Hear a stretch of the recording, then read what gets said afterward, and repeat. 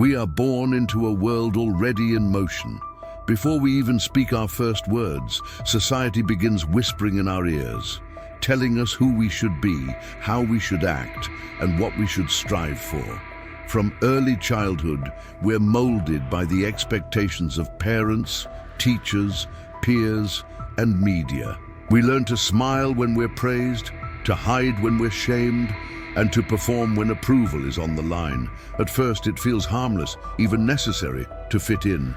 But slowly, quietly, we begin trading pieces of ourselves for acceptance. Society tells us that freedom lies in having choices. The right job, the perfect body, the ideal lifestyle. Yet beneath this surface of freedom lies a deeper truth. Many of us are not living freely at all. We're bound, not by chains, but by the invisible pressures to be what others expect of us. Think about it.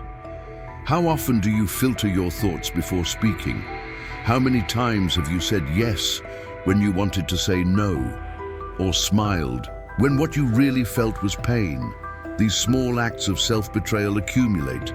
Over time, they form a mask, a persona crafted to win approval, avoid rejection, and keep the peace.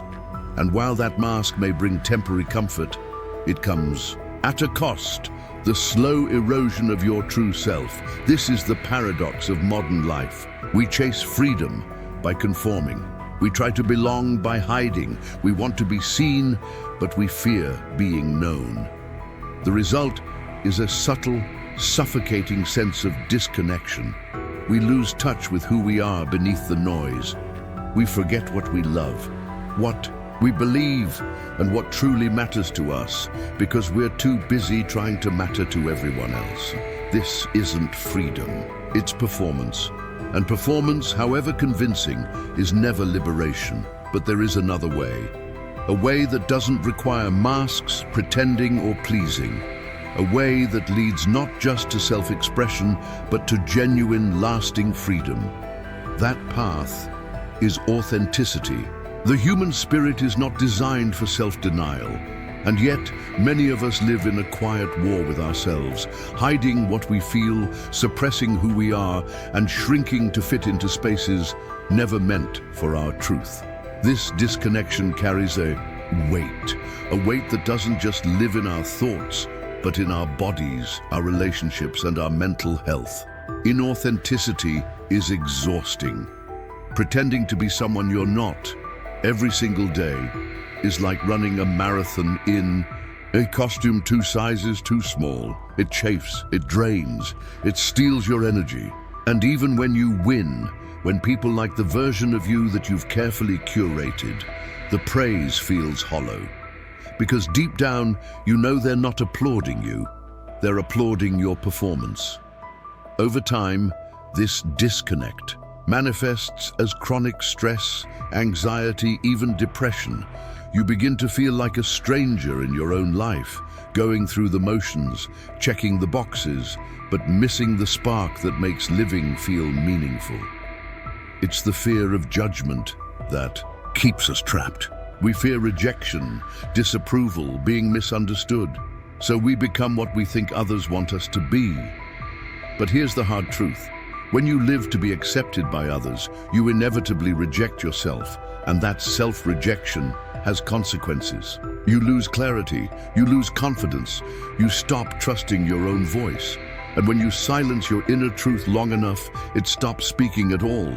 You wake up one day and realize you don't recognize the person in the mirror. You don't know what you want. You don't feel alive because you've spent so long being who you were supposed to be. You've forgotten who you are. This is the hidden cost of inauthenticity. Not just emotional exhaustion, but existential disconnection. A sense that your life is happening to you rather than through you. But even in this dark space, there's a flicker of hope.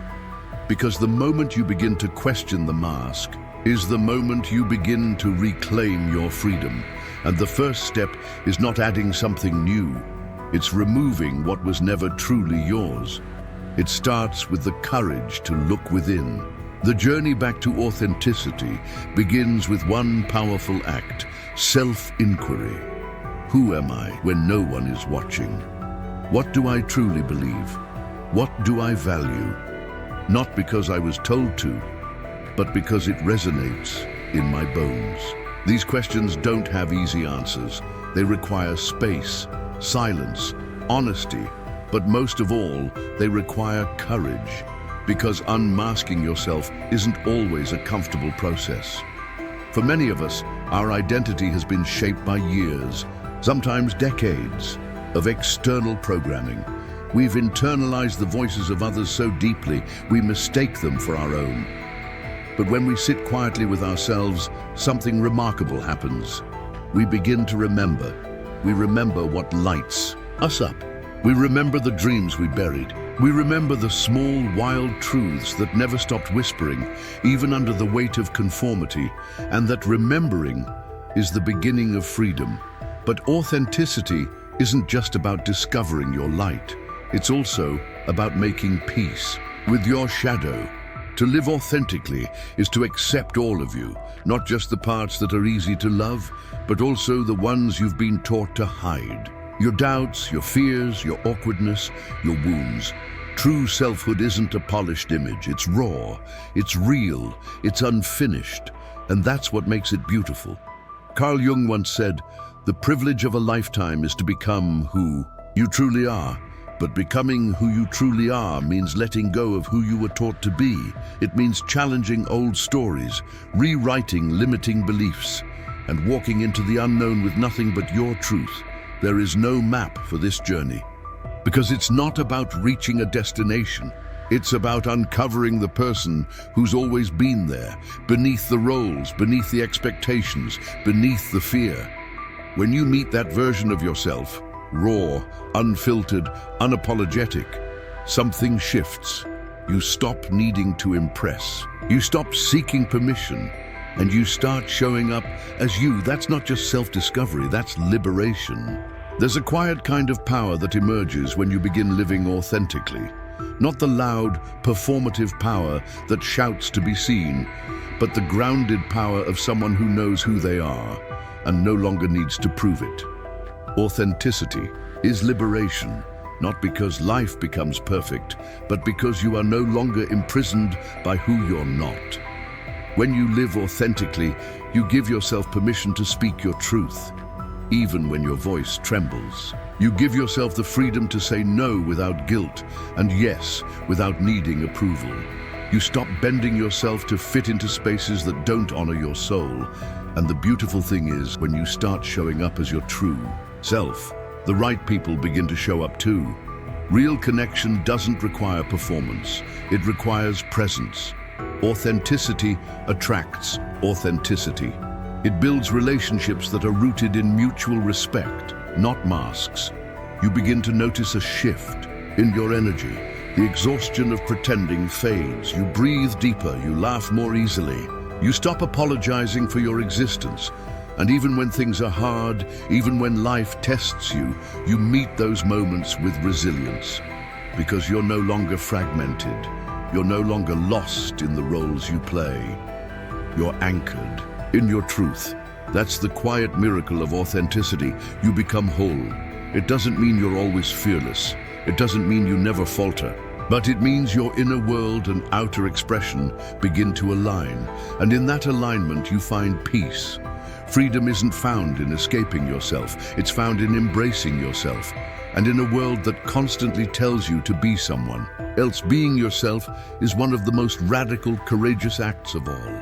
When you begin living authentically, a powerful transformation unfolds. Not just in how you feel, but in how you live. You stop chasing meaning and start creating it. Because authenticity isn't just about being true to yourself, it's about aligning your life with that truth. The small decisions you make every day, how you spend your time, what you say yes or no to, the energy you bring into each moment, they begin to reflect your core values. You move from reacting to life to living it with intention. You begin to recognize what truly matters to you, not what you were taught to value, but what makes your soul feel alive. Maybe it's creativity, service, connection, growth. solitude. Whatever it is, it becomes your compass. And with each step you walk closer to a life that feels like your own. This is where fulfillment lives, not in perfection, not in achievement, but in alignment. And from this space of inner alignment, your sense of purpose expands. You no longer need to be the center of attention, but you want to contribute something meaningful. Not for validation, but because it feels natural, right? True. You stop asking, what should I be doing? And start asking, what do I feel called to create, to give, to become? That's the magic of authentic living. It connects you to something bigger than yourself. It might not look flashy, it might not always be understood, but it will feel real, and real is rare. So when life gets noisy, when the world tries to pull you in 100 different directions, come back to your center, to your breath, to your truth, because the most powerful kind of freedom isn't found in escaping the world. It's found in showing up as yourself, fully, courageously, and without apology. That's not just authenticity, that's revolution. And it begins not with a grand gesture, but with a quiet decision to stop running from yourself and to start coming home.